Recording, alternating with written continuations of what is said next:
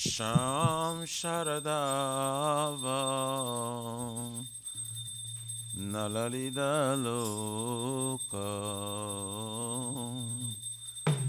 Tranaya Karuna Ghana Ghana Tvam Sham Sharadava Nalalida Loka Pranaya Karuna Gana Gana Prapta Sakalyana Gunana Vasya Vande Gurashi Charanara Vrindam Prapta Sakalyana Gunana Vasya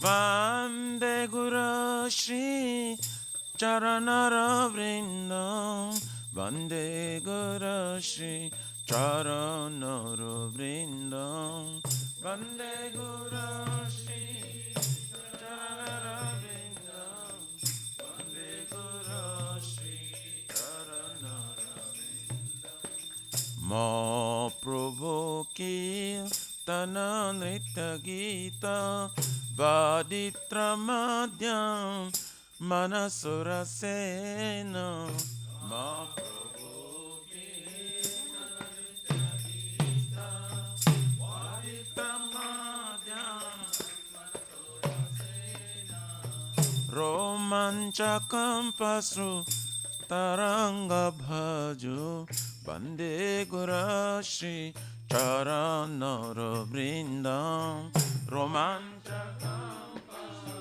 Taranga Bhaju Bande Guru Shri Charanara Vrindam Shri Vigrahara Dhana Nityanana Shringaratanma Niramajanado Shri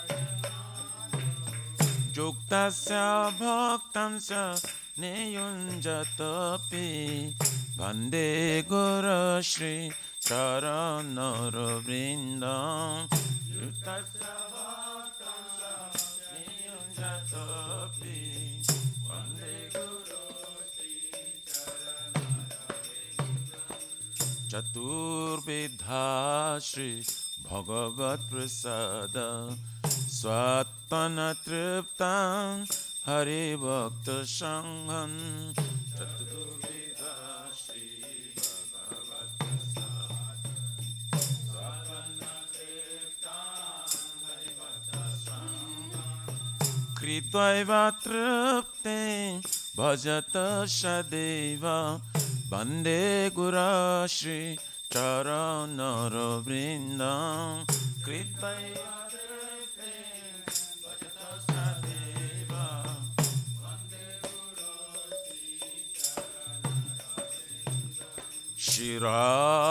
Shiradikama Kabayara Para Madhura Leela Gunarupa Namna Shiradikama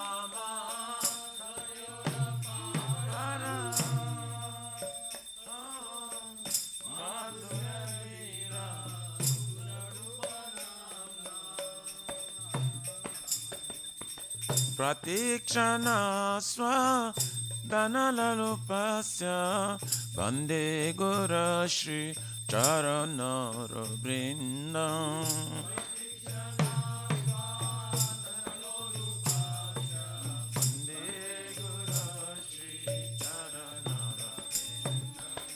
Ne Kunjayuno Ratikeli Siddhai Jajali Bheri Jukti Apekshaniya Nikunjayuno Ratikeli Siddhai Jajali Bheri Jukti Apekshaniya Tatrati Daksha Ativalabhasya Bande Guru Shri Charunara Vrindam.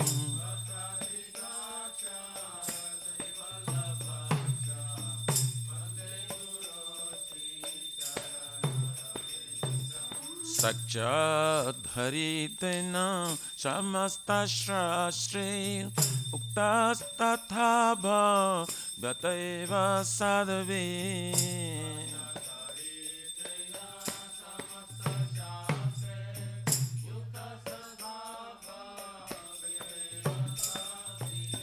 Kintu Prabharja Priya eva tasya Bande Guru Shri Charanara Vrindam. Priya eva tasya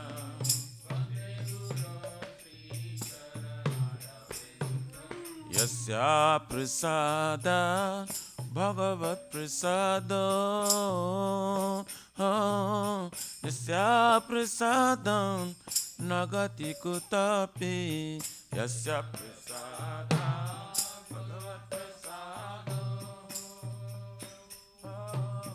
Yasya prasadam Nagati kutapi. Yayam stuvam stasya Yashastrin sandhyam Bande Guru Shri Charanara Vrindam. Yayam stuvam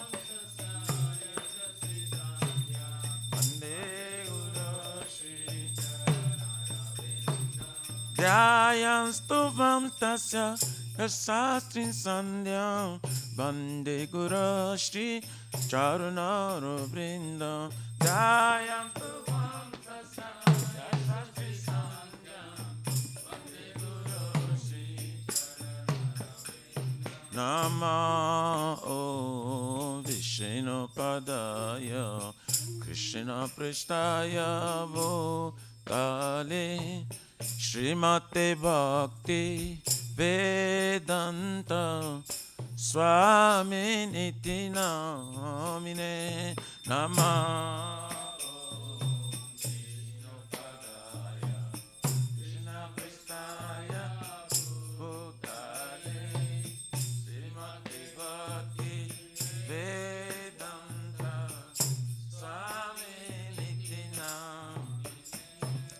Namaste Saraswati Deve Gauravani Pracharine Nirvishesha Shonavadi Pachatari Shatarine. Namaste Saraswati Deve Gauravani Pracharine Nirvishesha Pachatari Shatarine. Jaya Shri Krishna Chaitanya Prabhu Nityananda Shri Advaita Gadadhar Shivasari Gaura Bhakta Vrinda. Shri Chaitanya Prabhu Nityananda Shri Advaita Gadadhar Shivasari Jaya Shri Krishna Chaitanya Prabhu Nityananda Shri Advaita Gadadhara Shivasari Gaura Bhakta Vrinda. Shri Chaitanya Prabhu Nityananda Gadadhara Shivasari. Jaya Shri Krishna Chaitanya Prabhu Nityananda Shri Advaita Gadadhara Shivasari Gaura Bhakta Vrinda. Shri Chaitanya Prabhu Nityananda Gadadhar Shivasari Gaura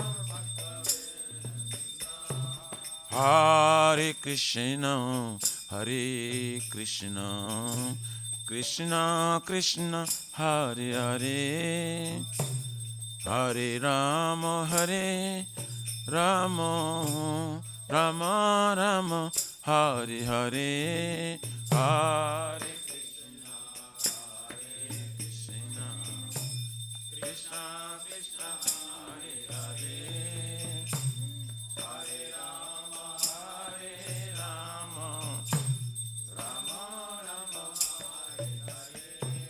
Hare Krishna Hare Krishna Krishna Krishna Hare Hare Hare Rama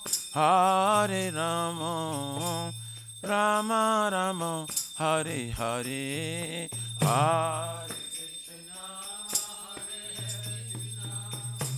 Krishna Krishna Hare Hare Hare Rama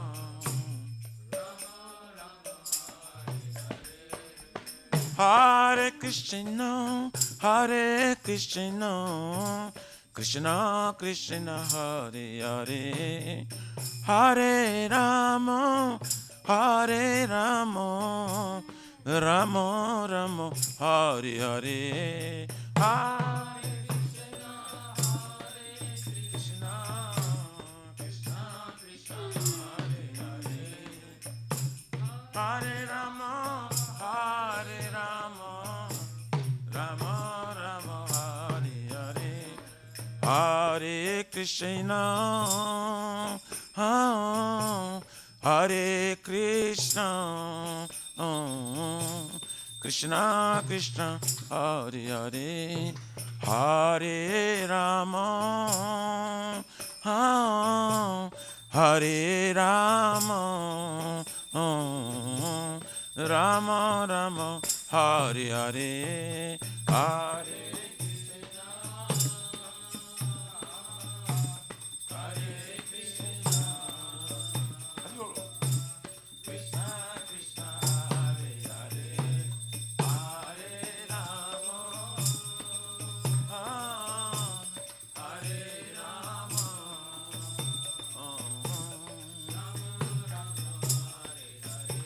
Hariyaraya Namah Krishna Jadavaya Namah Jadavaya Madhavaya Keshavaya Namah Gopal Govindaram Shri Madhusudan Giridhari Gopinath Madana Mohan Shri Chaitanya Nityananda Shri Advaita Sita Hari Guru Vaishnava Bhagavata Gita Shri Rupa Sanatan Bhatta Raghuna Shri Jiva Gopala Bhatta Dasaraguna Hare Krishna Krishna Krishna Hare Hare Hare Rama Rama Rama Hare Hare Krishna Krishna Krishna Hare Hare Hare Rama Rama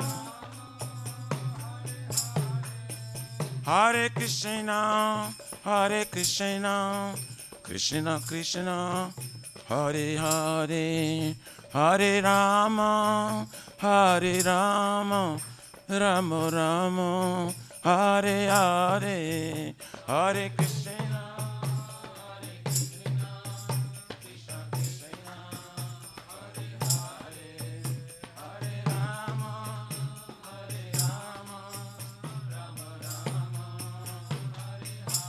Shri Shri Radha Nila Madhava Radha Nila Madhava Radhe Shri Radha Jaya Jagannatha Jaya Baladeva Jaya Subhadrama Jaya Sudarshan Chakra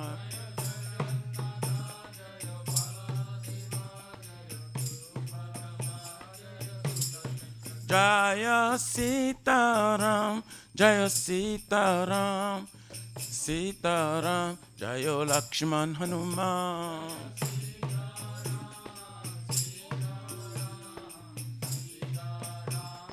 Netai Gaura Haribo, Haribo, Haribo, Netai Gaur Haribo, Haribo. Haribo, Haribo, Nitai Gaura Pramanande.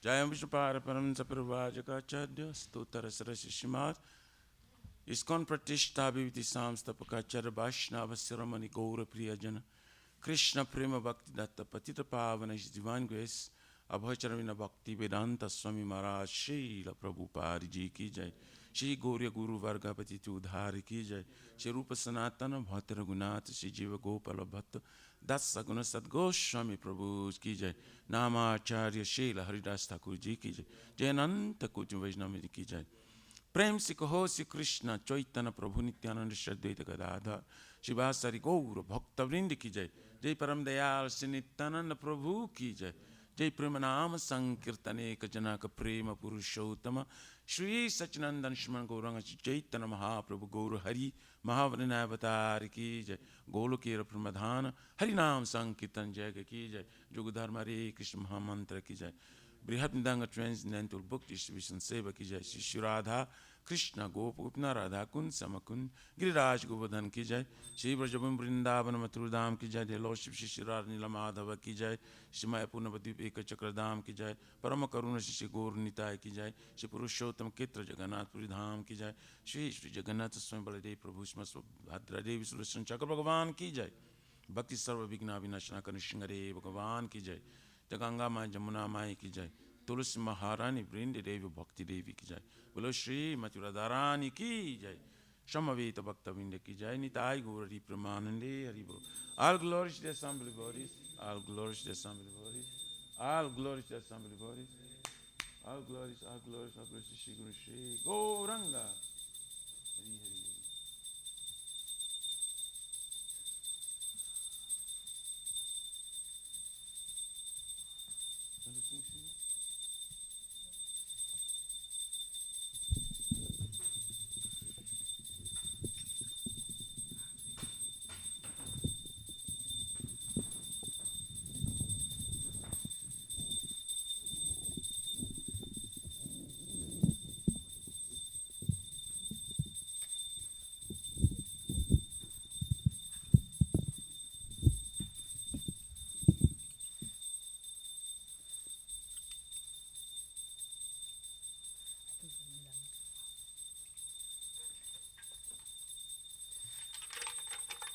Namaste Narasimhaya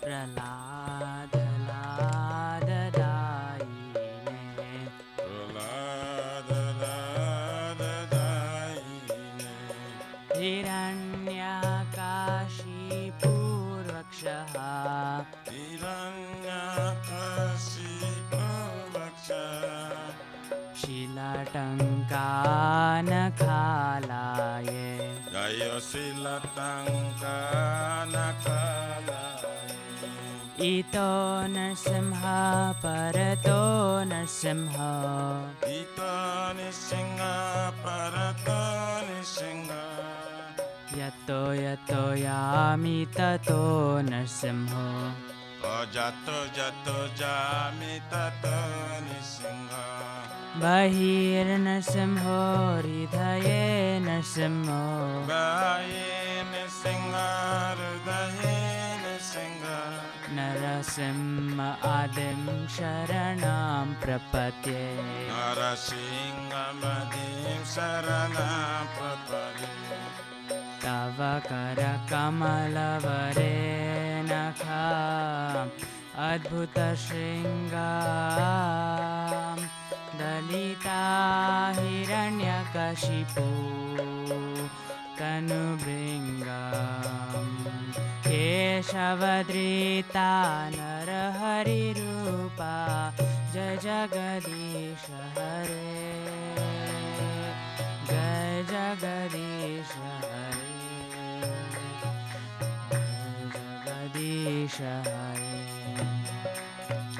Tabakara Kamalavare Nakam Adbhuta Shringam Dalita Hiranyakashipu Tanubringam Kesavadrita Narari Rupa Jai Jagadish Hare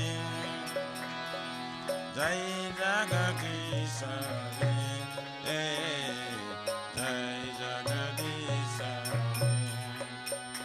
Jaya Narsimhadev Narsimhadev Narsimhadev Jaya Narsimhadev Jaya Nishingadev Nishingadev Nishingadev Jaya Nishingadev Jaya Prahlad Maharaj Prahlad Maharaj Prahlad Maharaj Jaya Prahlad Maharaj Jaya Prahlad Maharaj Jaya Prahlad Maharaj Jaya Prahlad Maharaj Jaya Prahlad Maharaj Jaya Radha Nila Madhav Radha Nila Madhav Radha Jaya Radha Nila Madhav Radha Nila Madhav Radha Jaya Prabhupada Prabhupada Prabhupada Jaya Prabhupada Jaya Prabhupada Jaya Prabhupada Prabhupada Jaya Prabhupada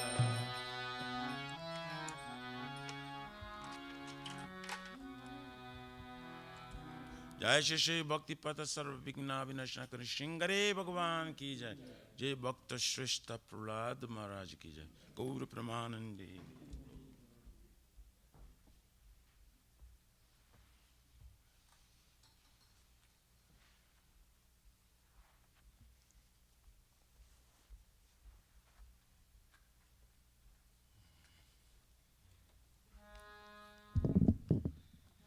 Shri Vrindayai Tulasidebai Priyayai Kesava Satya Vishnu Bhakti Pradidevi Sattvatai Namo Namaha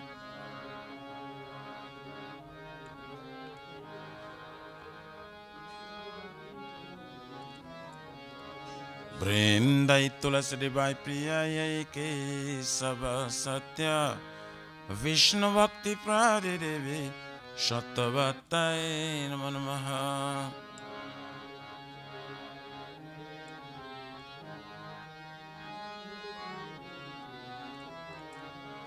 Vrindayai Tulasidebai Priyayai Kesava Satya Krishna Bhakti Pradidevi Sattvatai Namo Namaha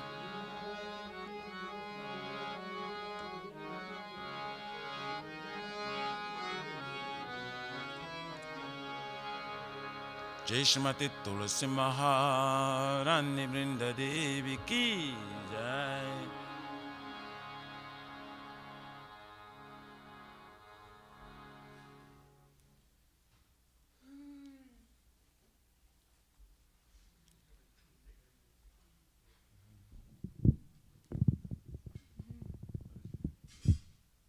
I can't see you because of the mask. You want to sing? Okay, no problem. Don't worry. Well, you're not sure. Don't force yourself. Don't mess it up. Yeah, don't mess it. Oh, okay. Try. very like bad, you can tell me. I'll scut out. I'm sure you know when you're bad or not. Please. Namo Namo. Namo Namaha Tulasi Krishna Preyasi Namo Namaha Tulasi Krishna Preyasi Namo Namaha. Radha Krishna Seva Pabo Abhilashi Radha Krishna Seva Pava Eya Vilasi. Radha Krishna Seva Pava Eya Vilasi. Radha Krishna Seva Pabo Abhilashi Together. Je tumhara sharan loy Tara vancha purna hoy Je tumhara sharan loy Tara vancha purna hoy Kori koro tare Vrindavan dasi Kripa kori koro tare Vrindavan basi Morae Abhilash Vilas kunje diyo vas Morae Abhilash Vilas kunje diyo vas Meri bosada Jugala ruparashi Nayane ribosada Jugala ruparashi Eni Vedana dharo Sakiranu gata koro Eni Vedana Dhara Sakirayano Gata Koro Padikaro diye Koroni jadasi Sevadikaro diye Koroni jadasi Dina Krishna dase koi Ye namo rahoy Dina Krishna Krishna dase koi Ye namo rahoy Shri Radha Da Govinda preme Sada ye nabasi Shri Radha Da Govinda preme Sada ye nabasi Shri Radha Govinda Preme Sadaye Navasi. Shri Radha Govinda preme Sadaye nabasi Yanikani. Yani kani cha papani Brahma hatyadikani cha Tani tani praneshyanti Pradakshina pade pade Nitani cha papani Brahma hatyadikani cha Tani tani pranashyanti Pradakshina pade pade Janikani Sapapani Matari Kanisa Tani Tani Prana Santi Pradakina Pade Pade यानि तानि च पापानि ब्रह्महत्यादिकानि च त्राणि तानि प्रणश्यन्ति प्रदक्षिणा पदे पदे Jani Kanisa Papane Brahmatari Kanisa यानि Tani Prana Santi Pradakina Pade Pade यानि कानि च पापानि ब्रह्मप्रत्यधिकानि च प्रणितानि प्रणश्यन्ति प्रदक्षिणा पदे पदे Hare Krishna Hare Krishna Krishna Krishna Hare Hare Hare Rama Hare Rama Rama Rama Hare Hare Hare Krishna Krishna Krishna Hare Hare Hare Rama Hare Rama Rama Rama Hare Krishna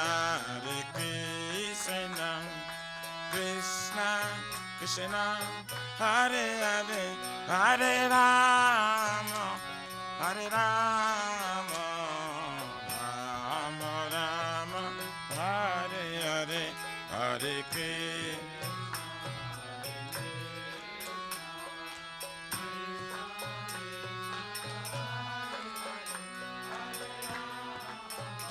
Hare Rama Rama Rama Hare Krishna Krishna Krishna Hare Hare Hare Rama Rama Rama Hare Hare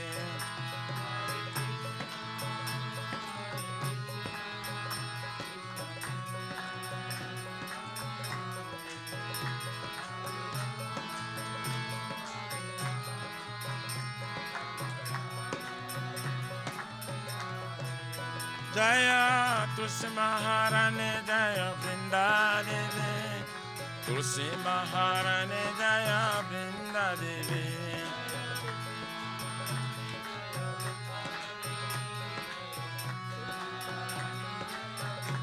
Nitai Gora Haribo Haribo Haribo Nitai Gora Haribo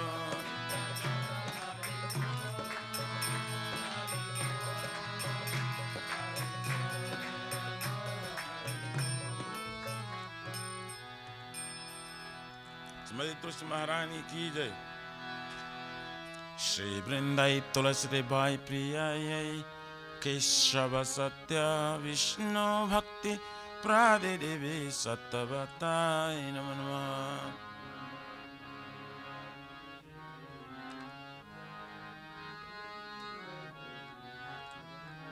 Vrindai Tulasi Debai Priyayai Keshava Satya Vishnu Bhakti Prade Devi Sattvatai Namo Namah.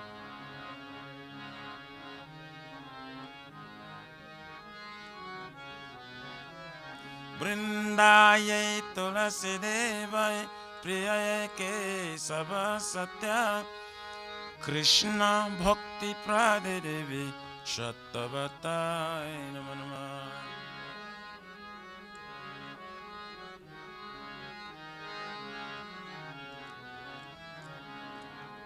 Jai Shrimati Tulasi Maharani Vrinda Devi ki jai.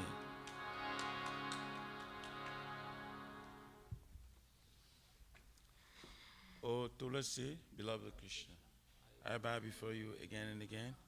My desire to obtain the service of Shri Radha and Krishna. Whoever takes shelter of you as wishes fulfilled, bestow your mercy upon him, you make him resident of Vrindavana. My desire that you also grant me a residence in the pleasure groves of Shri Radha.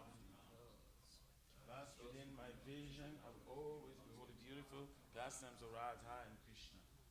I beg you to make me a follower carry damsels of Raj.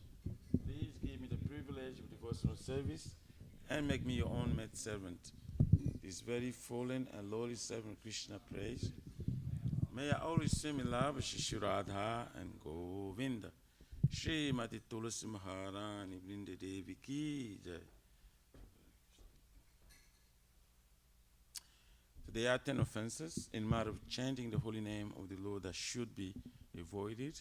They are as follows. 1, to blaspheme the devotee who dedicated life for propagating the holy name of the Lord. 2, to consider names of demigods, the Lord Shiva and Lord Brahma, to be equal to or independent of the name Lord Vishnu. 3, to disobey the orders of the spiritual master. 4, to blaspheme the Vedic scriptures or scriptures in pursuance of Vedic version. 5, to consider the glories of chanting Hare Krishna to be imagination. 6, to give some interpretation to the holy name of the Lord. 7, to commit sinful activities on the strength of chanting the holy name.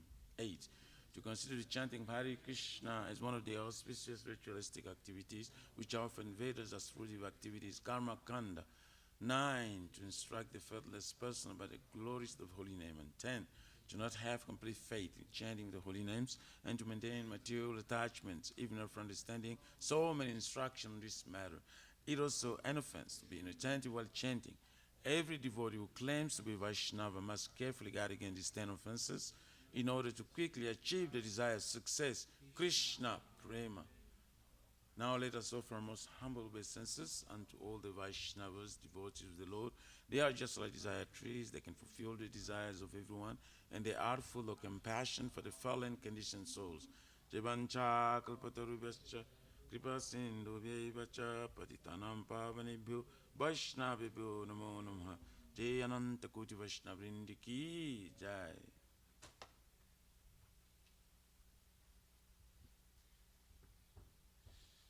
Shri Chaitanya Mahaprabhu Shiksha-stakam ki jai.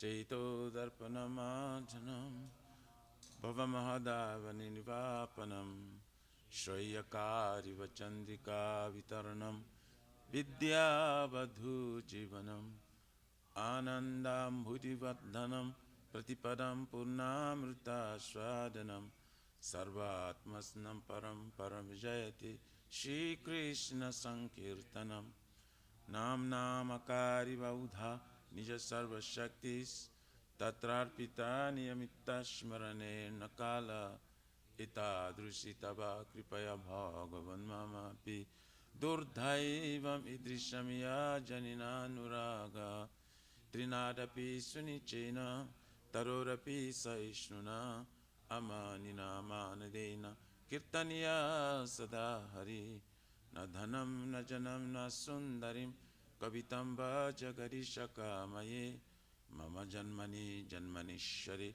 bhavatar bhakti raituki tvai oinandatanu kinkaram patitam visame bhavam buddho kripaya tavat padpankaj sitaduli sadrisham vichintaya nayanam galorashrudharaya Vadanam Gadagadharudaya Gira Pulakarinchitam Bapukada Tavanam Agrahane Bhavisyati Jugaitam Nimishena Chakyusa Pravisaitam Sunyaitam Jagata Sarvam Govinda Virahiname Aslisha Padaratam Pinashtumam Adarshanar Marmahatam Karotuva Jatha tathava vidadhatu lampoto matpranathastu saivana para.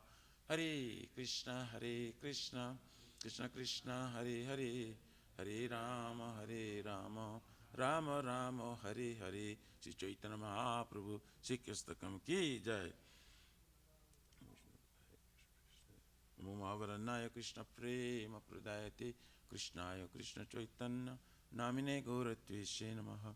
Nama Om Vishnu Padaya Krishna Prishtaya Bhutale Shmate Bhakti Vedanta Swaminiti Namine. Namaste Saraswati Devim Gauravani Pracharine Nivishesha Sunnavadi Pasatyari Shatarine. Glory to the Shri Krishna Sankirtana which cleanses the heart of all the dust accumulated for years, and extinguishes the fire of conditioned life of repeated birth and death. This Sankirtan moment is the prime benediction for humanity at large, because it spreads the rays of the benediction moon. It is the life of all transcendental knowledge. It increases the ocean of transcendental bliss and enables us to fully taste the nectar for which we're always anxious. O my Lord, your holy name alone can render all benediction to living beings, and thus you have hundreds and millions of names like Krishna and Govinda. In these transcendental names, you have invested all your transcendental energies. There are not even hard and fast rules for chanting these names. O my Lord, out of kindness, you enable us to easily approach you by holy names, but I'm so unfortunate that I have no attraction for them. Once we chant the holy name of the Lord in humble state of mind, thinking oneself lower than straw in the street, one should be more tolerant than a tree, devoid of all sense of false prestige, and should be ready to offer all respect to others. In such a state of mind, one can chant the holy name of the Lord constantly. O Almighty Lord, I have no desire to accumulate wealth, nor do I desire beautiful women, nor do I want any number of followers. I only want your casual devotional service, birth after birth. O son of Maharaj Nanda Krishna, I am your eternal servitor, yet some or other I'm falling in this ocean of birth and death. Please pick me up from this ocean of death and place me as one of the atoms at your lotus feet. O my Lord, when will my eyes will be decorated with tears of love, flowing constantly when I chant your holy name? When will my voice choke up, and will the hairs of my body stand on end at the recitation of your name? O Govinda, feeling your separation, I am considering a moment to be like 12 years or more. Tears are flowing from my eyes like torrents of rain, and I'm feeling all vacant in the world in your absence.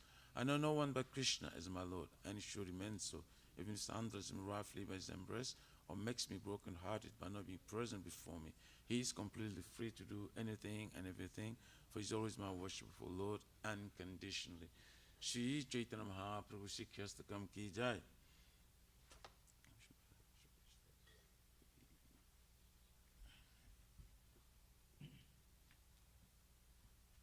Shri Mangala, Shri Guru Vandana, Mangala Charan. Om Jnanatimirandasya Jnananjana Salakaya Chakshurun Meritam Jena Tasmai Shri Gurave Namaha Shri Chaitanya Manovistam Stapitam Jena Bhutale Swayam Rupa Kadamayam Dadati Swaparantikam Bandeyam Shri Guru Shri Jutapara Shri Gurun Vaishnavam Cha Shri Rupam Sagrijatam Sahagana Raghunatha Vintam Tam Sajivam Sadvaitam Savadutam Parijana Sahitam Krishna Chaitanya Devam Shri Radha Krishna Padan Sahagana Lalita Shri Vishakam Vitam Cha Nama Om Vishnu Padaya Krishna Prestaya Bhutale Shrimate Bhakti Vedanta Saminiti Namine Namaste Saraswati Devim Gauravani Pracharine Nivishesha Sunnavadi Pat Satyari Satarine Nama Om Vishnu Padaya Krishna Prestaya Bhutale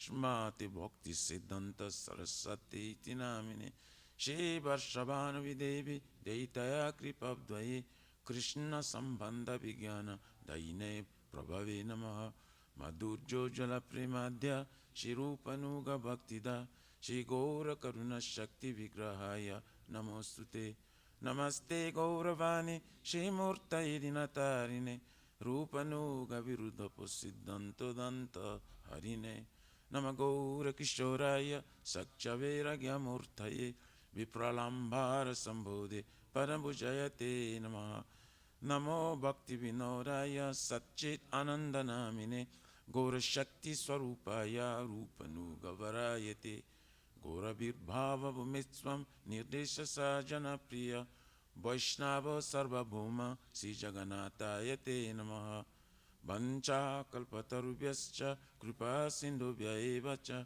Patitanam Pavanebhyo Vaishnavebhyo Namo Namaha Namo Mahavaranayo Krishna Prema Pradayate Krishnayo Krishna Chaitanya Namine Gauratishe Namaha Panchatattvamakam Krishna Bhakta Rupa Swarupakam Bhakta Avataro Bhaktakyam Namami Bhakta Shaktikam He Krishna Karuna Sindhu Dinabandhu Jagatpate Gopesha Gopika Kanta Radha Kantanamostute Jayatam Suratopango Mama Mandamatir Masarvasvasambhuyo Radhamadanamo Divyarvindaranyakapadumadha Shmaranagara Singhasanastu Shmaradha Shilagovinda Devo Prishtali Vishevamano Shmarami Shmara Sara Sarambi Vamshvata Tatastita Karshan Venu Swanar Gopi Gopinata Shri Estuna Tapta Kanchana Gorangi Radhe Vrindavanishari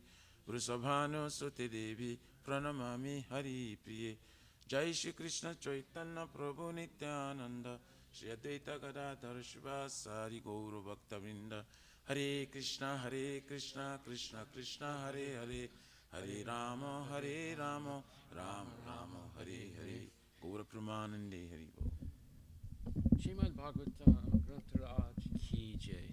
Om Namo Bhagavate Vasudevaya. Om Namo Bhagavate Vasudevaya.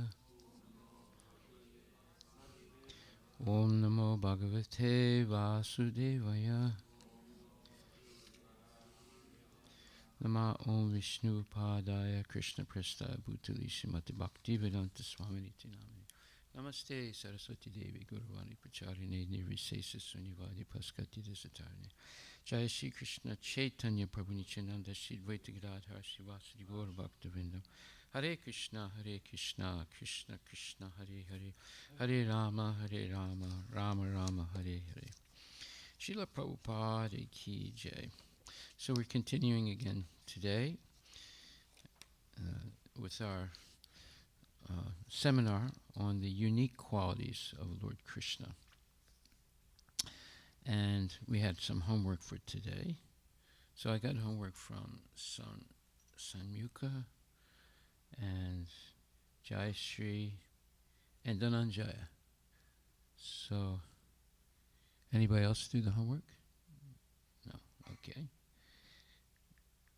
So I'll read Jayashree's homework.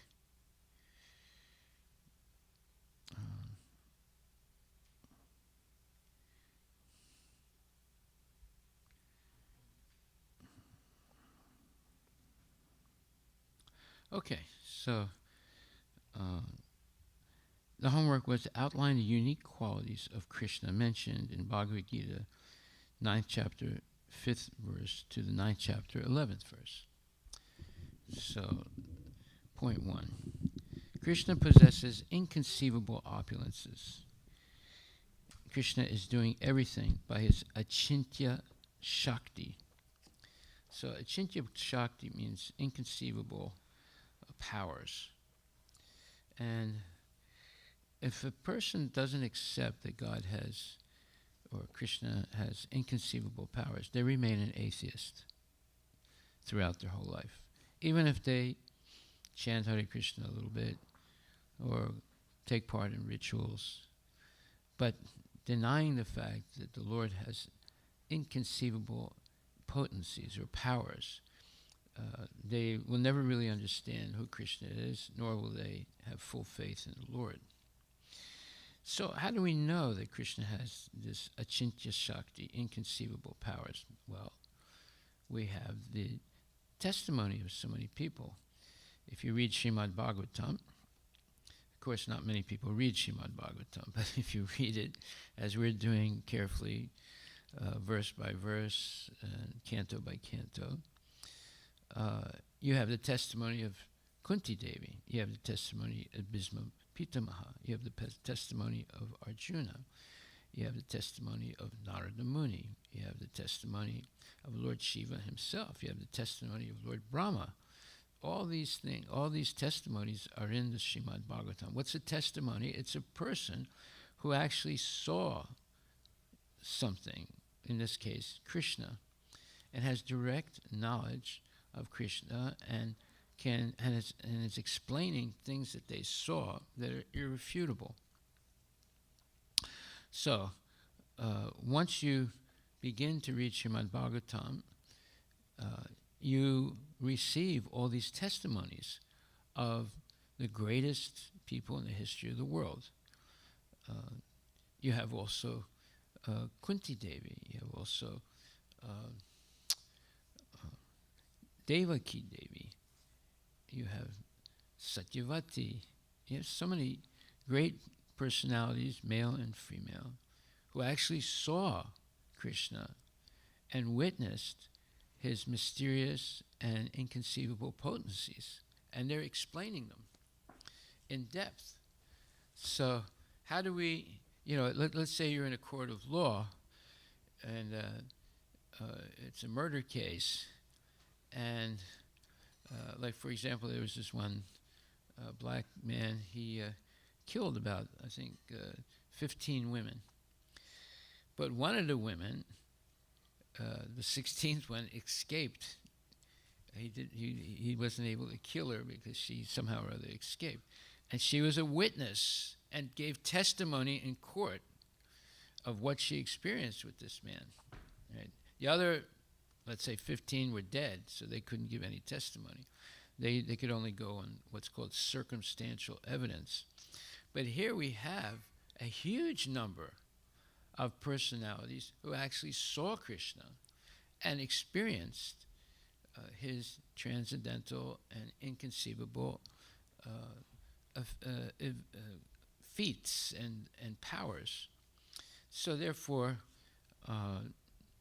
it's not as if we're going on hearsay. These people themselves are great authorities. So every one of the what you call Mahatmas,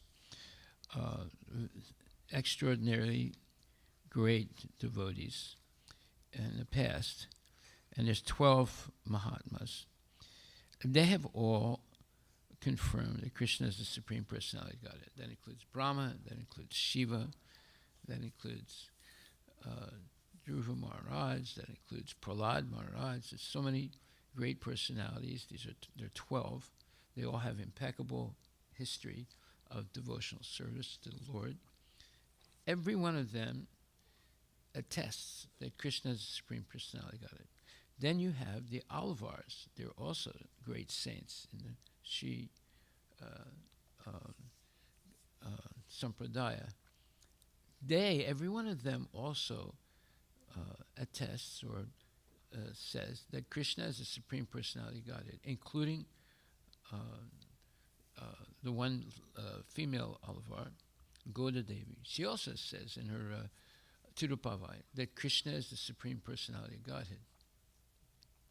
So then besides that, you have Arjuna, who is a personal friend of Krishna. He also says in Bhagavad Gita, and I'll read it right now, Param Bhava Param Dhamma Pavitram Paramam Pumam. So he says in the 10th chapter, verse number 8 to 10, 8 to 12, he says, verse number 12 and 13. Param Brahma, Param Bhava, Pavitram Paramam Bhava, Divyam, Purusham Sastvatam Divyam, Adidevam Ajam Vibhu, Ahustvam Rishaya Sarvir Devasir Naradastata, Asita Devalo Vyasa, Swayam Chaiva Bravisime. This is 10th chapter, verses 12 and 13. Arjuna said, "You are the Supreme Personality of Godhead, the ultimate abode, the purest, the absolute truth. You are the eternal, transcendental, original person, the unborn, the greatest. All the great sages such as Narada, Asita, Devala, and Vyasa confirm this truth about you, and now you yourself are declaring it to me." So, Krishna says he's the Supreme Personality of Godhead. Narada says it. Asita, Devala, Vyasa Deva says it. And now Arjuna is also saying it. And then it says, so therefore Arjuna says, Sarvam itad ritam manye, yanman vadasit keshava, nahi te bhagavan vyaktim vidur deva nadanava. O Krishna, I totally accept as truth all that you have told me. Neither the demigods nor the demons, O Lord, can understand your personality. And then it says, Swayam evat manatmanam veta tvam purushottama bhuta bhavana bhutesu deva deva jagat pate. Indeed, Krishna, you alone know yourself by your own internal potency, O Supreme Person, origin of all, Lord of all beings, God of gods, Lord of the universe. So this is Arjuna, who is a personal associate of the Lord 5,000 years ago. So how much evidence do we need? You might say, oh, maybe this whole thing is made up.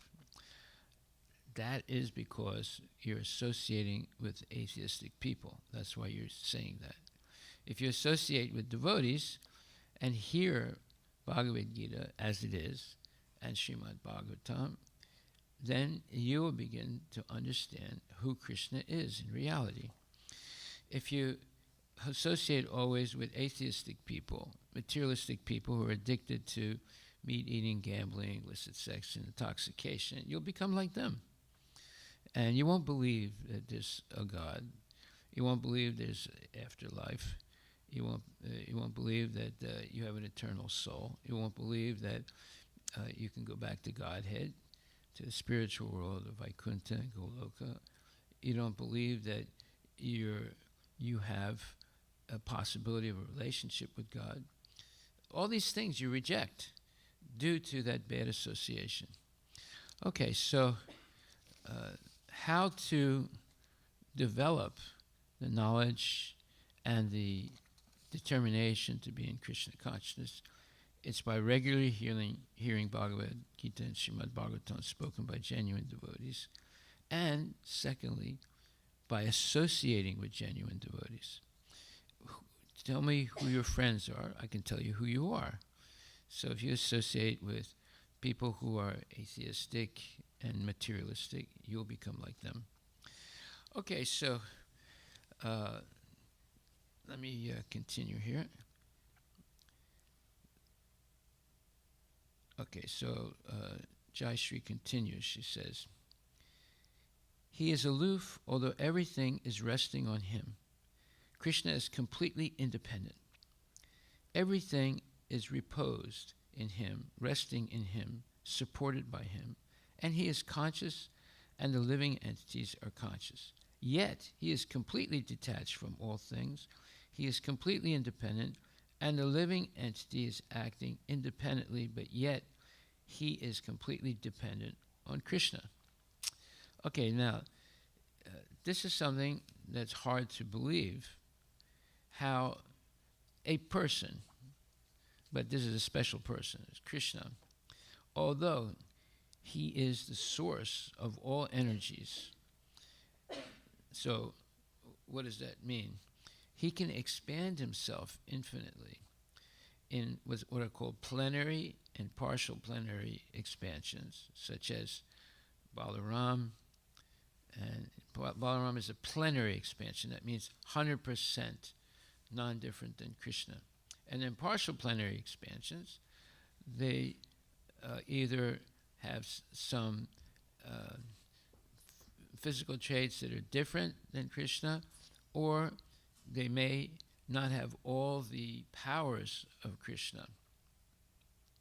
And that would be like, Balaram is a plenary expansion. He has all the powers, and he has the same bodily construct as the Lord, or spiritual body, but he has a slight difference. His complexion is light, and Krishna's complexion is dark. But he is basically non-different than the Lord. Then you have the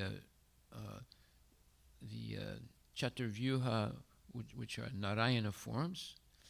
Well, there's a difference in that they have 4 arms, but they have the same powers as Krishna, but not all of the same pastimes as Krishna. So they're beginning to have slight differences. And then you have partial plenary expansions, and they are different types of avatars, especially Shaktavish avatars, that don't have all the powers of Krishna, but they might have one power, just like Vyasadeva. He has one power extraordinarily, that is literary power. So, and then you have people like us who are different in the sense that we have very limited powers. We're not direct or partial expansion of the Lord. We are a separated partial, let's say, expansion of the Lord. What does it mean separated? It doesn't mean that we're separated from Krishna, but we have chosen to forget Krishna and act as if we are little Krishna in the material world, trying to exploit material nature. So, and then the material nature itself is an expansion of Krishna, the material energy. It's his inferior spiritual energy. So we see everything is coming from Krishna, everything is being maintained by Krishna, everything in the material world will eventually be reabsorbed into Krishna's gigantic form as Mahavishnu, and waiting until the next material manifestation. So nothing is independent of the Lord. So therefore, Jayashree says, and still the Lord is aloof. That means that although he's the creator, he's present everywhere in the material universe as the Paramatma, even in every atom and in the heart of every living entity. He's also present as the universal form, or the Virat Rupa, that contains the entire material creation. And he's also present as the Brahma Jyoti, which is the substratum of the material creation and spiritual world. So although he's all these things, still he's aloof. That means he's completely independent and he's neutral. He's not affected by positive or negative things in the material world. And he's not, he's neutral. He's giving everybody a chance to voluntarily come to him. And if they refuse to, then, because we all have an eternal soul, we get stuck in the process of birth, death, old age, and disease. And we go through 8,400,000 species, and we can basically be in what's called the Ferris wheel syndrome. Now, what is the Ferris wheel syndrome? Do you know what a Ferris wheel is? You know? What is it? It's a big wheel that goes up, comes down, goes up, comes down. Exactly. Yeah. So you have to pay some money, and you can sit down, and as it goes up, you become happy. And when you're on the top, you start waving, "Mommy, look at me!" You know, you know. And then it comes all the way down, and they're not so happy, you know. And then when it goes back up again, "Oh, Mommy, I'm here," you know. So, yeah, it's called the Ferris wheel syndrome. What is a syndrome? It's something that repeats itself over and over again, right? It's something that you're caught in. Like and I don't know, have any of you ever had a hamster? You know what a hamster is? Look it up. Like a small, tiny animal. Yeah, it looks like a rat, but it's not a rat, right? So you keep the hamster in a cage, right? And you feed it every day, and you clean its poop, and it's a cute thing. It's fuzzy. It's it's very cute. Has a soft body. You can pick it up and hold it, you know, and then but the hamster, needs exercise. So they have this spinning wheel inside the cage. And the hamster gets on the wheel and starts running, but doesn't go anywhere. But the wheel keeps spinning, and he gets his exercise. It's like a what do you call those? Treadmill. Yeah, it's the hamster treadmill. So that's what's called that. You can compare that to the Ferris wheel syndrome. People are going up and down in different species in the material world, birth after birth, but they're not going anywhere. They're not getting liberated from the cycle of birth and death, because they're making the same mistake, whether they're on the heavenly planets with a demigod body, or whether they're in hell with a body that's suffering all the time. They're holding on. They have attachment, just like some very clever hunters, when they want to catch a monkey, what do? They get a type of wine bottle, which has a small neck, and they put a cherry inside of it, and they put some around the areas where there are monkeys.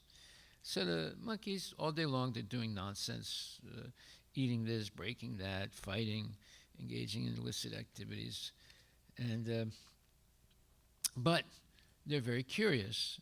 So when one monkey sees this bottle, he's curious and he pushes it and throws it up and down, and he sees there's something inside of it.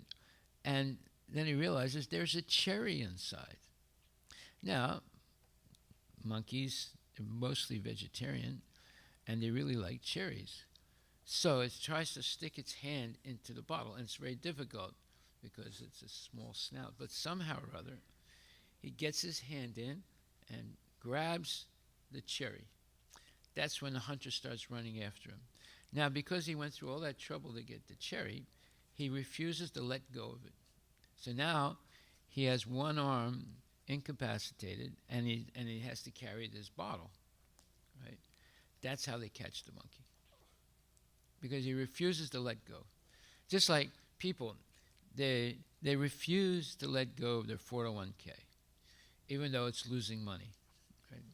Or they refuse to let go of a stock, like say Elon Musk's Tesla stock, although it's losing money. And by the way, I'm going to send you a list of some major companies that have lost up to 95% of their valuation in the last 2 months, right? I hope you don't own any of their stocks. But you see how volatile things are, right? People think, oh, I got this stock and it's worth so much money. And all of a sudden, they see it going down, down, down, down, down, and then they become anxious. And then because it happens really quickly, they really are frustrated because they thought they were a millionaire, and now 1 month later, they're just like I had a friend of mine one time. I was talking to him, and he said, my portfolio is $2 million. I said, really? He said, yeah. I said, why don't you sell it and you can retire? No, it's not enough. I got scared when he said that. The way he said it, it's not enough, right? And then I realized I'm not going to say anything else to him, right? Because it's a sore point, for him to sell the stock and retire, right? What happened? 1.5, 2 years later, he was this was like right before Y2K, and then it was like 2001 or 2002. Stock market tanked, and he was buying everything on margin. See, so margin means because he's a trusted person, because he has such a big, stock portfolio, he can buy more stocks, but only put down 5%, and wait until the price of it goes up, and then sell it and make a profit. Of course, if it goes down, then he has to cover the losses, right? But he was in this what you call illusion, thinking it's impossible for it to go down because it keeps going up, and I've made all this money. So, well, anyway, the stock market went down drastically in 2001 or 2002, and overnight, his whole portfolio was wiped out, and he went into minus territory for about $200,000 because of all the margin purchases he made. So now, overnight, and then that was on a Friday night, and then he got an email from his stockbroker saying, Monday morning, we need you to cover the losses. Well, he lost everything, and plus he's minus $200,000. He had to declare bankruptcy, right? So he went from way up here to minus in a couple of days, and now he had to sell his house. He had to, hide the fact that he had a car, and it was ruined overnight. So we see how volatile the whole edifice of the material world is. But yet, like the monkey that refuses to let go of the cherry, even though he's going to become a prisoner, that obstinacy is there in people. And the more they are in illusion, the more they're obstinate, and they refuse to see the writing on the wall. Look that phrase up. What writing on the wall? That phrase started in very ancient times by, I think it was Nebuchadnezzar, who was a Syrian king. The writing on the wall. What does it mean? There are clear signs that something unpleasant or unwelcome is going to happen. Right. So, something unpleasant or unwelcome is going to happen. So, when you ignore, like for example, Krishna is definitely saying that to Arjuna, let's see what he says here in the 18th chapter. He says, under illusion, you are now declining to act according to my direction, but compelled by the work born of your own nature, you will act all the same, O Arjuna. And then he says, if you do not act according to my direction and do not fight, then you will be falsely directed. By your nature, you will have to be engaged in warfare. And then he says,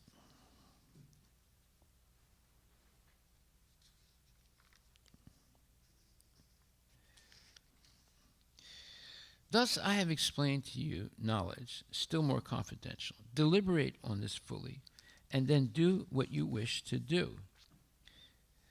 Okay, so Krishna does not interfere with our freedom of choice. But yet, he tells us that we should surrender to him. And he gives us instructions of how to surrender. And he promises to protect his devotee. But yet, like the monkey that doesn't let go of the cherry, because there's attachment to material things, people don't believe it. And they end up in they don't see the writing on the wall. What is the writing on the wall? We're all going to get old, we're all going to get sick, and we're all going to die. And everything that we accumulate during our lifetime, we're going to lose it, either while we're still alive or as we're approaching death. So therefore, that's the writing on the wall. It's something unpleasant, it's something inevitable. But yet people are not trying to hedge their let's say losses. So that's a term from the stock market, hedging. Look up that word. What does it mean? Hedging. So then Krishna also says, this confidential knowledge may never be explained to those who are not austere or devoted or engaged in devotional service, nor to one who is envious of me. Okay, so here Krishna is giving a lot of instructions in this 18th chapter, along with his confidential knowledge. And he's warning devotees or people. Look, he says, what does it say? Hedging? Limit or qualify something by conditions or exceptions. Say that again. Limit or qualify something by conditions or exceptions. Okay, so people invest their money in what's called a hedge fund. They make investments in all different types of stocks, but to protect those investments, they invest also in a hedge fund. What does a hedge fund do? It is a fund that has maybe 15 or 20 very good stocks, very conservative stocks. So if the money that they invested in a whole bunch of other stocks that are less, let's say, predictable, but they're hoping that one of them will be the next Amazon or something like that, but there's a bigger chance for them to lose money. To protect themselves, they invest in a hedge fund that guarantees almost 100%, it's never 100%, but almost 100%, that even if these other stocks fail, those very popular and very steady stocks will still give him a profit, or at least it'll protect him from losing completely. So that's called a hedge fund. Now, this is all nonsense. It's all gambling. Whether you go to a casino or you put your money in the stock market, it's gambling, right? But then to, let's say, soften the effect of losing money on the stock market, they have what's called a hedge fund. Well, hedge funds also, their valuation can go down also. There's no guarantee, but they claim that they invest only in gold standard type of stocks that that over a long period of time they've always been able to not lose their valuation. Okay, so anyway, people are living in a world of illusion. Krishna is not an illusion, but all their plans for finding a permanent place in this material world for happiness and prosperity, all of those plans are an illusion, because everyone is subject to birth, death, old age, and disease. Okay, so then Krishna also says in the 18th chapter, one can understand me as I am, as the Supreme Personality of Godhead, only by devotional service. And when one is in full consciousness of me, by such devotion, he can enter into the kingdom of God. So that's the verse that we should focus on. And simply by focusing our attention on Krishna, chanting his holy name, etc., you can go back to Godhead. It's not a difficult thing. Okay, so let's come back now again to Jai Shri's. Jai Shri, you're here now. You want to read your homework? I covered the first 2 points.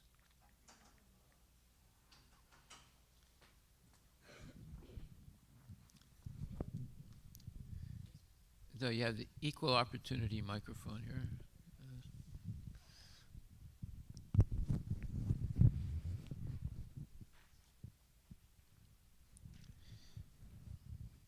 But Jayashri and her husband did the homework, so we don't want to forget that.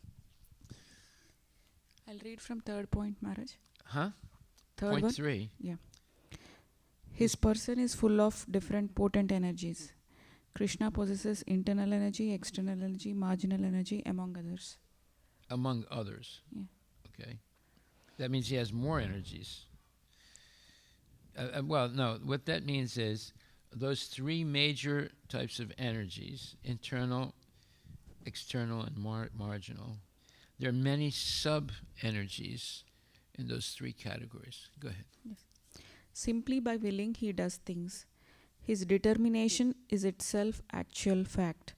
When Krishna wants to do something, simply by his willing, everything is performed. So everything is performed so perfectly that one cannot imagine how it is being done. Simply by his supreme will, everything is created, everything is sustained, everything is maintained, and everything is annihilated. Yeah, so when we have an idea, if we want to actuate that idea or make it happen, it's going to require a lot of effort on our part, and with a lot of obstacles that we have to overcome. Krishna, simply by thinking of something, immediately it'll happen, and it'll happen perfectly.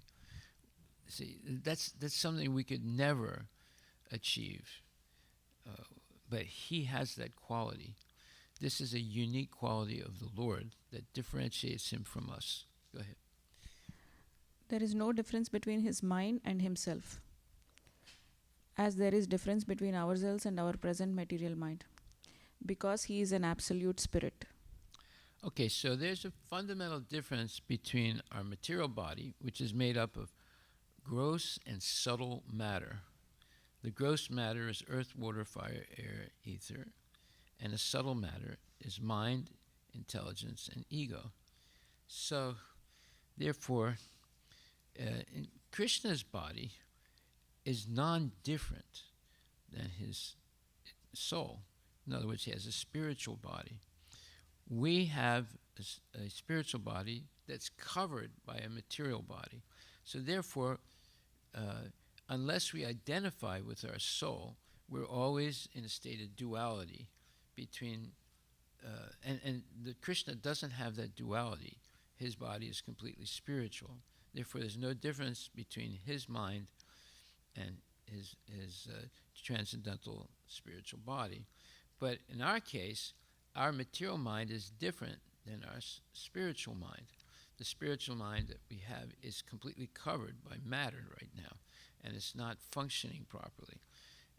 And the material mind is subject to the modes of material nature.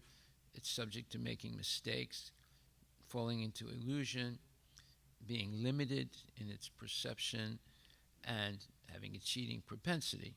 So therefore, nobody who has a material body covering their soul is ever going to achieve perfect knowledge by themselves, or by speculation, or by their experimentation.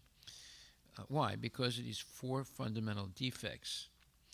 So, but in case of Krishna, as it says, there's no difference between his mind and himself, as there is the difference between ourselves and our present material mind, because he is an absolute spirit. Now, we can become an absolute spirit also. We are an absolute spirit.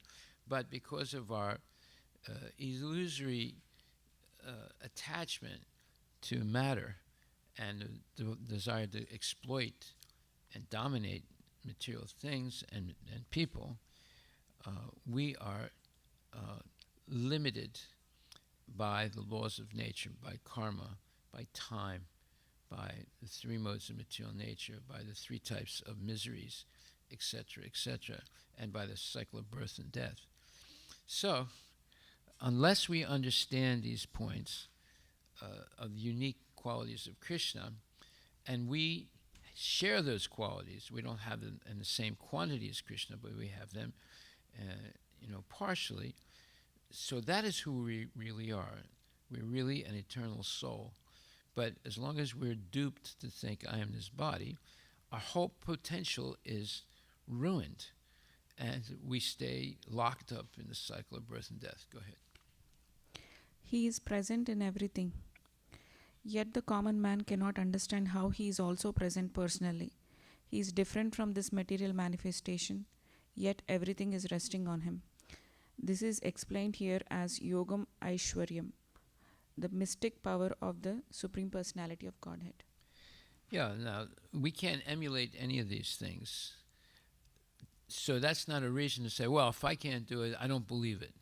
It's just like a blind man walking down the street with his friend who can see, and his friend says, oh, the sun is shining so nicely today. And the blind man says, well, I don't believe it because I can't see it. Well, does that mean the sun is not shining? Does that mean nobody else can see it? I mean, it's nonsense, right? Just because he can't see it doesn't mean he can say it doesn't exist. So because our myopic, look that word up, myopic, M-Y-O-P-I-C, because of our myopic vision, we say, oh, I can't see it, therefore I don't believe it. But that's nonsense. What's it mean? Lacking imagination, foresight, or intellectual insight. Yeah, there you go. That's a description of almost everybody. Myopic. Okay, go ahead. He is the supreme controller. This material manifestation, which appears to us to be very wonderful and great, is under the complete control of the Supreme Personality of Godhead. Now, this is hard for people to accept because they want to be the controller. They want to be the dominator. They want to be the Purusha. Now we talked about Purusha and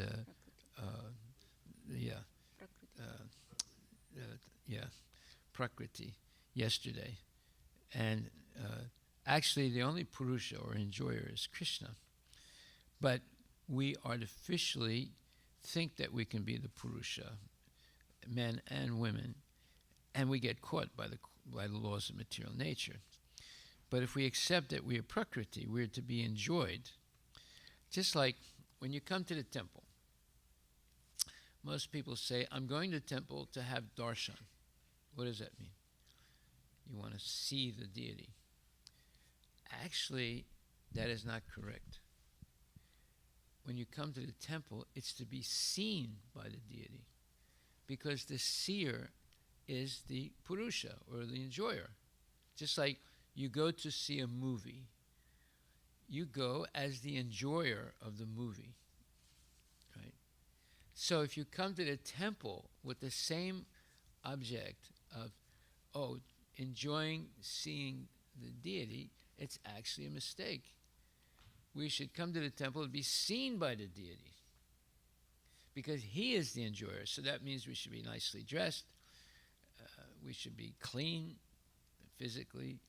We should have pure thoughts in our mind to offer service to the Lord. That's why traditionally in India, when people go, and this has been for millions of years, they bring gifts for the deity, depending on how much money they have. If they don't have much money at all, they can bring a fruit, or they can bring some herbs, or something that they can get easily and not expensive.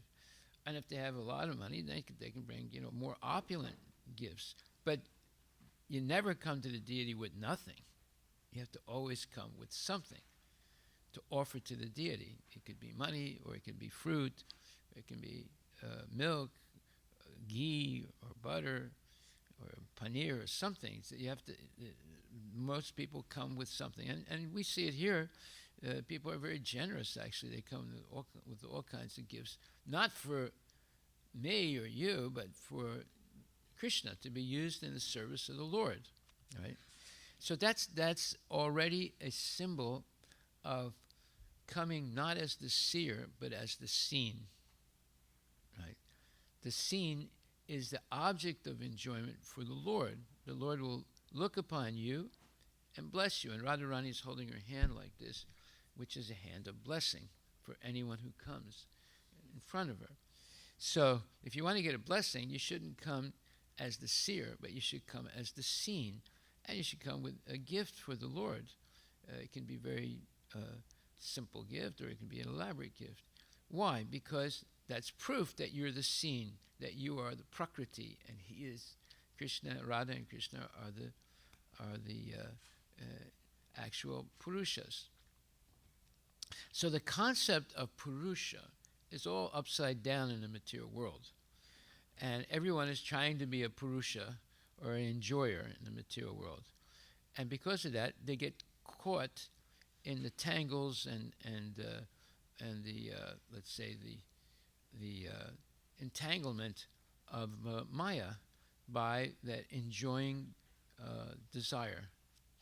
Just like the monkey that discovers a cherry in the wine bottle, he gets caught by when he grabs the cherry, he refuses to let go. And in the same way, just like somebody recently called me up from India, and they're having the normal thing that goes on in many Hindu families. There's a fight between the brother and the sister who's going to what they're going to inherit when the father or mother die. Is that true? Do people fight like that? Yeah, it's bitter, right? And the fight is before the parents die. They're already fighting, who can get more influence on the parents, who can get, the will signed to them, or be the executor of the estate. So anyway, this person called me up and is talking about it, and asked me, what should I do? I said, well, you should definitely leave the money and accept Krishna. And the person said, what did you say? I said, look, if you're, as long as you're attached to the money, you're going to have a long period of strife and fighting. It can even become legal. You'll have to spend a lot of money. And your sibling, someone that you should have respect for and love, is going to be your enemy. And you're going to have very negative thoughts. I said, just forget about that. You're living in the United States. You're making money in the United States. Just be satisfied with what you have and let them have it. He said, no, not at all. No, that's mine, I said, okay. I said, then why are you asking my advice? I just gave you the advice, and you're not accepting it. So don't call me up and don't ask me, give you advice. You know what to do. Go ahead, you do it. Right? Now, in the case of this person, they've already lost a lot of money fighting. In fact, in order to get what they want, they're going to have to spend a lot more money, meaning, and a lot more time, and it disturbs the mind also. So, it's not worth it. It's better use all that energy to become Krishna conscious rather than fight somebody for money. So you see how complicated life gets when you have attachments, material attachments, right? You can even end up hating your own brother or sister, right? Or uncle or whatever. Okay, go ahead. Krishna is one, but he becomes many. He says, although I am one, I shall become many. Krishna is one, but he expands into plenary and partial plenary expansions to maintain this entire creation. Yeah, like one time, some man came to see Prabhupada, and he said, why are you building this big temple? We don't need temples. We need more factories in India. So Prabhupada looked at him and said, sir, do you have a family? He said, yeah. He said, how many kids do you have? So I have 3 kids. He said, why you have 3 kids? There's too many kids in India. The guy was shocked, You see how crazy people are, right? He's trying to criticize Prabhupada for building a temple, But actually, it's the same thing. Why did he have 3 kids? It's overpopulation already in India, right? No, but he wants to have his own kids, right? In the same way, Prabhupada wants to have a temple in which he properly worships Krishna and educates other people on how to properly worship Krishna.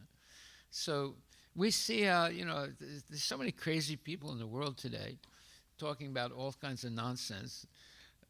But better to become Krishna conscious than to become rich. In fact, in the Ishopanishad, in the 11th mantra, I think it is, Prabhupada says, actually it's better to be less educated nowadays than more educated, because the more you get educated, the more you become an atheist. It's better to have less education and be a devotee, or better to have less money and be a devotee than to become rich or become highly educated and be an atheist. Just like I have a cousin, she's a very nice lady, very smart lady. She never got married. So one day I asked her, how come you never got married? Because she's very pretty, when she was younger, she was very pretty. And she said, well, I never found anyone who was good enough for me. I said, oh. And then I was thinking, should I speak to her or not speak to her? Because she's going to probably get mad if I speak to her, So I didn't say anything. But see, what does that mean? She couldn't find someone that's good enough for her. That means that she has a gigantic false ego. And for there to be, let's say, a happy marriage between husband and wife, the wife should be submissive to the husband. But she could not see herself becoming submissive to any man. Therefore, she never got married. Right? And even if you get married, there's a certain psychology that's explained in the 3rd canto, Srimad Bhagavatam, a relationship between man and woman. That is important. Now, what is this question about the wife should be submissive to her husband? Well, there's the example of Gandhari. Gandhari was way superior to her husband, Dhritarashtra.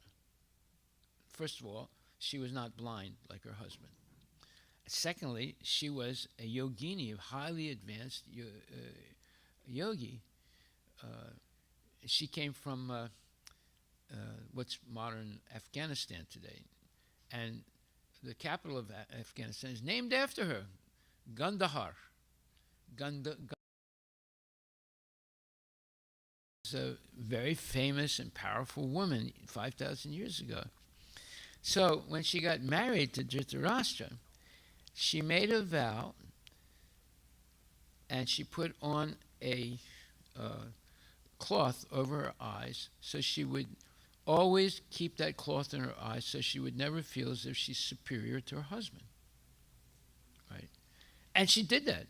Her whole life she had that cloth in her eyes, and so that she would never think that she's superior to her husband. And therefore, they actually had 101 kids, 100 boys and 1 girl. All those boys died in the Battle of Kurukshetra. That girl didn't die. And Gandhari was always faithful to her husband. Well, at the end of the Battle of Kurukshetra, when I think it was Yudhisthira came to apologize to her for killing all her sons. And she said, well, I forgive you, you know. But then when she looked down like this, she peeked. Her veil was a little bit loose, and she could see the toes and the feet of I think it was Yudhisthira, and she burned them. She burned them.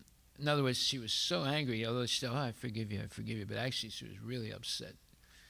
And it didn't burn him so that, you know, it didn't set his feet on fire, but they got really hot, you know, and he realized something strange was happening. So we see she was a very powerful woman and way superior to her husband. But in order to have a let's say, compatible relationship with her husband, she always kept that veil on her eyes so she would never think she's superior to him, although she was superior to him, right? So there is certain psychology of men and women that nowadays it's getting all confused, and that's why there's so much divorce. Go ahead. He is always neutral. The Lord is always neutral in the material activities of the created world. This neutrality is mentioned here with the word udasina vat. Although he has control over every minute detail of the material activities, he is sitting as if neutral. So neutrality is very important if you want to get out of the material world. If you want to stay in the material world, then you'll be biased. But if you want to get out of the material world, you have to have this neutrality. Now, what does neutrality mean? It means that everything good in the material world and everything bad in the material world, both of them are bad. That's what it means. Therefore, you don't say, oh, this was good. Oh, that was bad. That's duality. You say, look, even the good things in the material world are bad because when you get attached to them and then you have to take birth again. So therefore, I'm not going to be affected by what is good, and I'm not going to be affected by what's bad in the material world. I'm going to remain neutral so that I can focus all my attention on Krishna. If I get into this thing about good and bad, then I'm going to I'm going to have dualities, and I won't be able to focus on Krishna. My mind will be taken away. So Krishna maintains this neutrality. Let's say, now, let's see if that's true. So in the 9th chapter, there's an important verse that says, Samoham sarvabhutesu name dvestastina priya ye bhajanti tumam bhaktya maite tesu chapyaham. Krishna says, I envy no one, nor am I partial to anyone. I am equal to all. But whoever renders service unto me in devotion is a friend, is in me, and I am also a friend to him. Now let me read this purport because it's very important. One may question here that if Krishna is equal to everyone, and no one is his special friend, then why does he take a special interest in the devotees who are always engaged in his transcendental service? But this is not discrimination. It is natural. Okay, now what does that mean? Let's say your daughter has a sleepover with her friend, it's a neighbor, and in the middle of the night you hear some fire engines, and you open your eyes, look out the window, and you see the house where your daughter is in for the overnight is on fire. What would you do? What would you do, bro? Would you go back to bed? What would you do? Huh? Oh, the fire engines are already coming, right? So now what are you going to do? Would you run to that other house that's on fire? Huh? No, you wouldn't? You wouldn't do that? I'm glad you're not my father. Yeah, what would you do, Prabhu?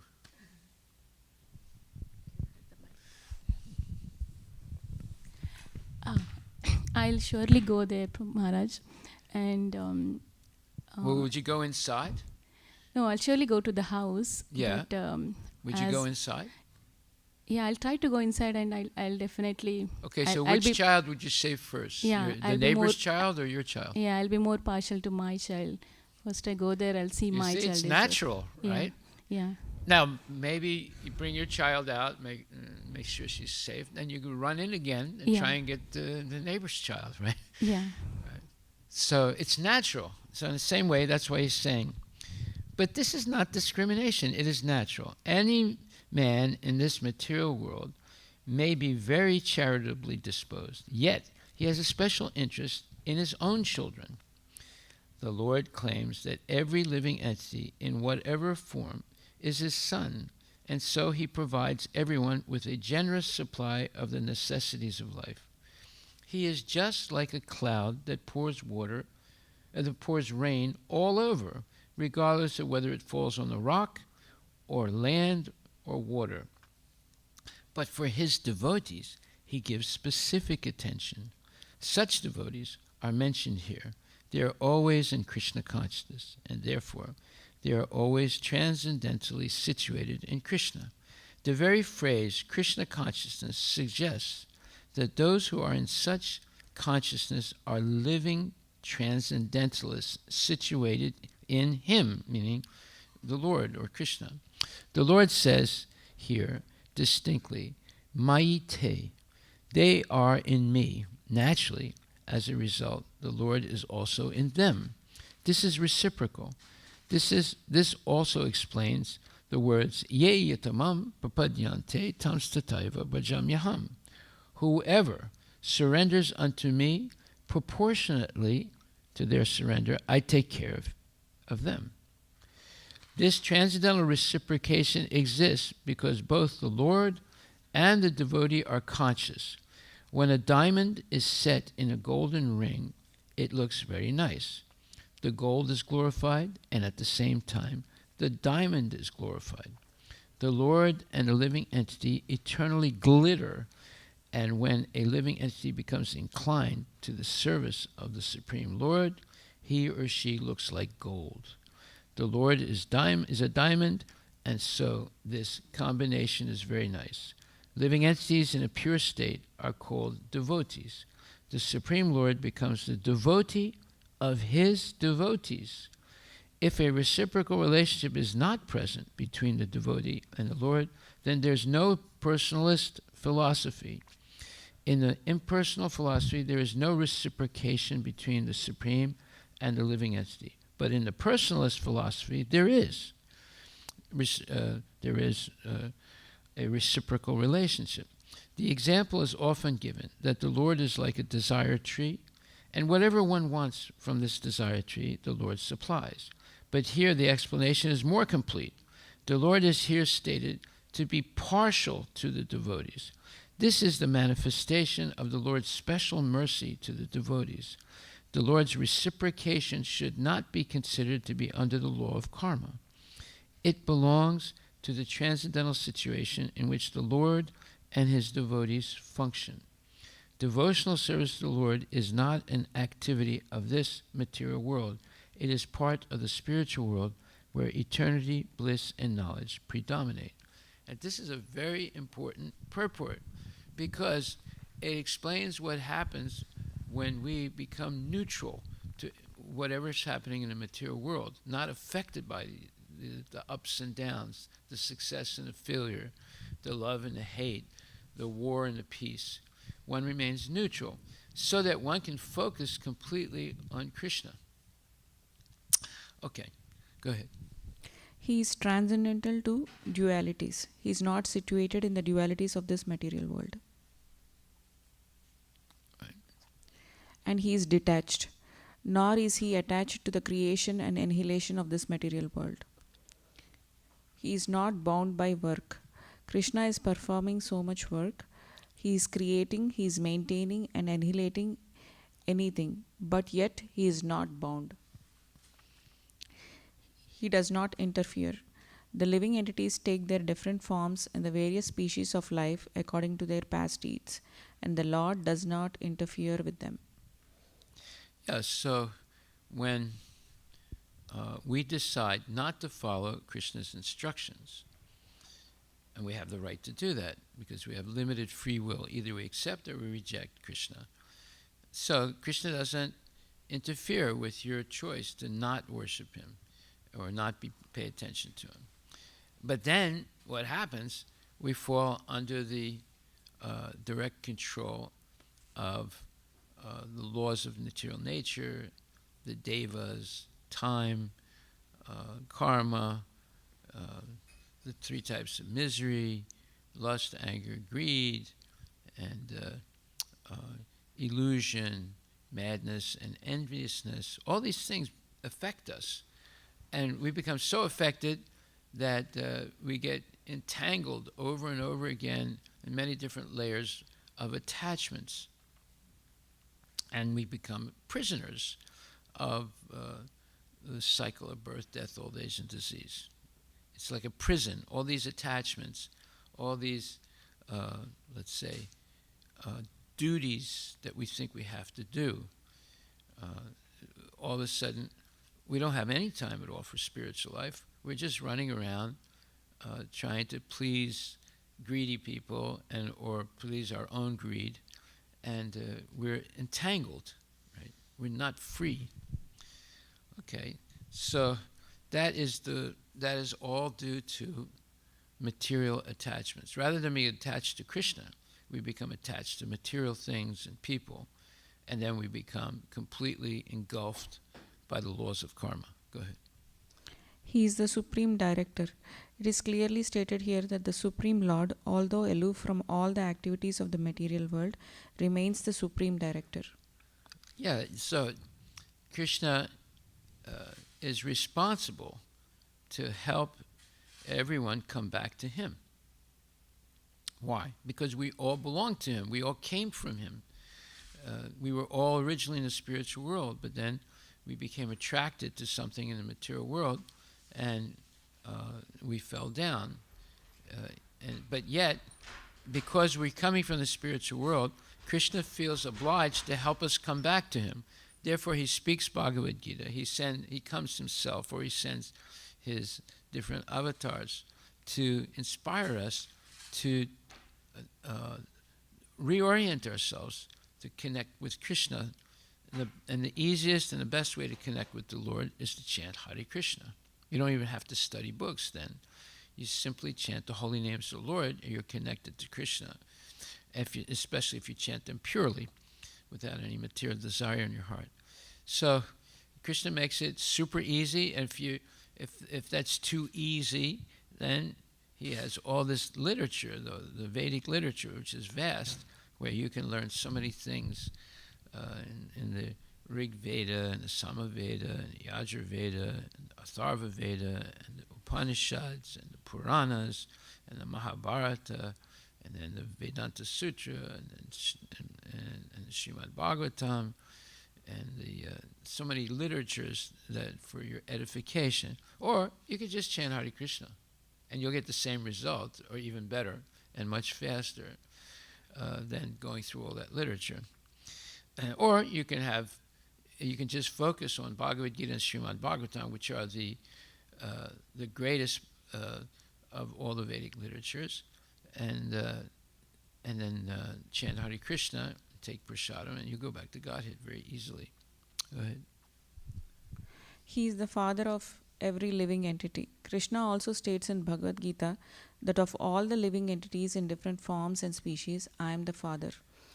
The father gives seeds to the womb of the mother for the child, and similarly the Supreme Lord, by his mere glance, injects all the living entities into the womb of material nature, and they come out in their different forms and species according to their last desires and activities.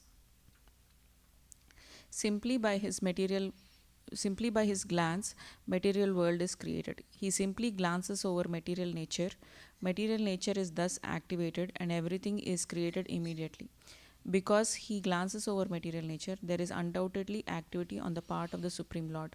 But he has nothing to do with the manifestation of the material world directly. Okay, now we're going to talk about this a little bit. This is explained a little more depth in the let's see.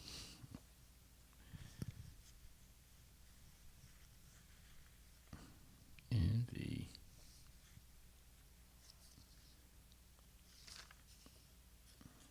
822.